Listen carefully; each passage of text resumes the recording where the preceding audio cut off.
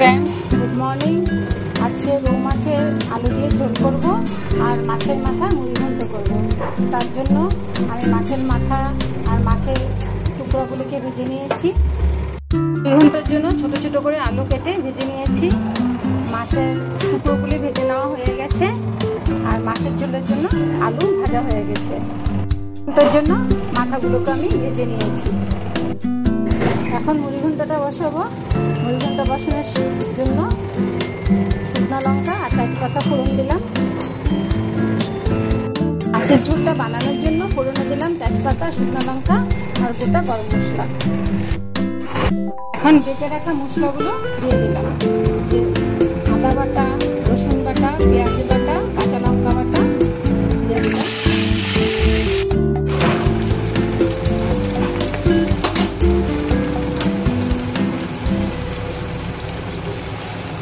তার জন্য আদা বাটা, রসুন বাটা, পেঁয়াজ বাটা, কাঁচা লঙ্কা বাটা, টমেটো পেস্ট করে দিয়েছি।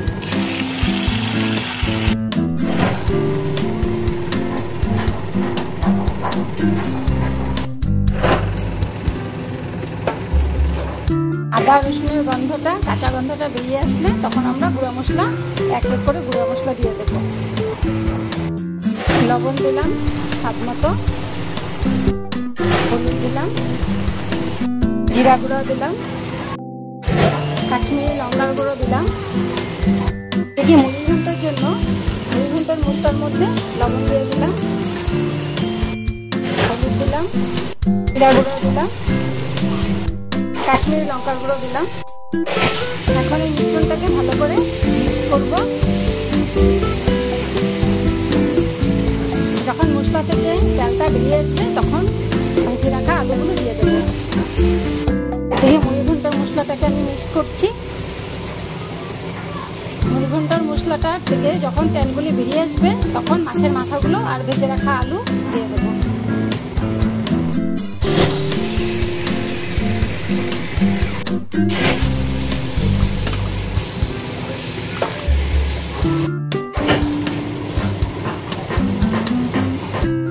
মুড়ি ঘন্টার জন্য যে ভেজে রেখেছি আলুগুলো টুমটুম করে কেটে আলুগুলো দিয়ে দিলাম।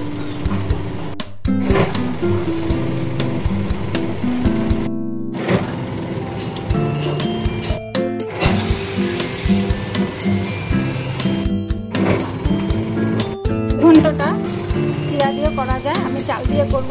চালটা ধুয়ে আমি রেখেছিলাম, এখন চালটা দিয়ে দিলাম। এখানে আমি চালটা দিয়েছি গোবিন্দভোগ চাল। আপনারা চালের জায়গায় চিরা দিয়েও বানাতে পারেন।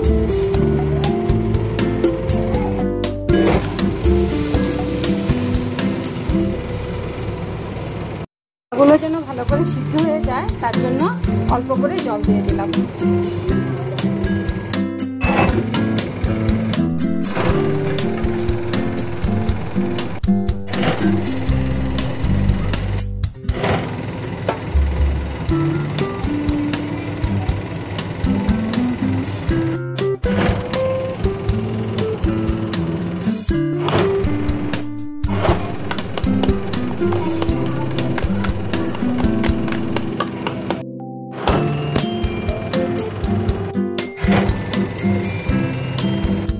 গরম মশলা দিয়ে দিলাম।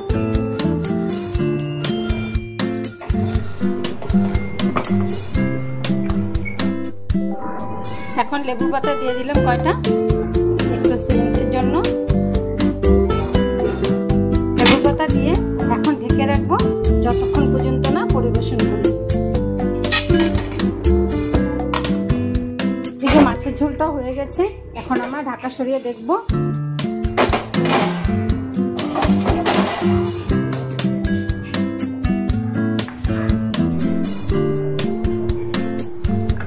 আলুটাও সিদ্ধ হয়ে গেছে, এখন মাছের পিসগুলি এক এক করে দিয়ে দেব।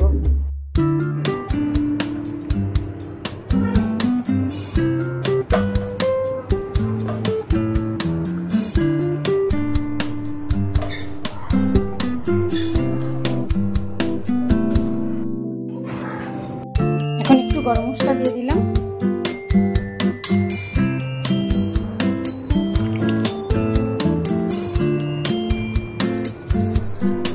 মাছে এখন আর লেবু পাতা দেবো না, কারণ মাছটা ভাজার সময় মাছের টুকরোর মধ্যে আমি লেবু একটু চিপে দিয়েছিলাম, তার জন্য এখন লেবু পাতা না দিলেও হবে, অপশনাল। যদি আপনারা চান তবে কয়েকটা লেবু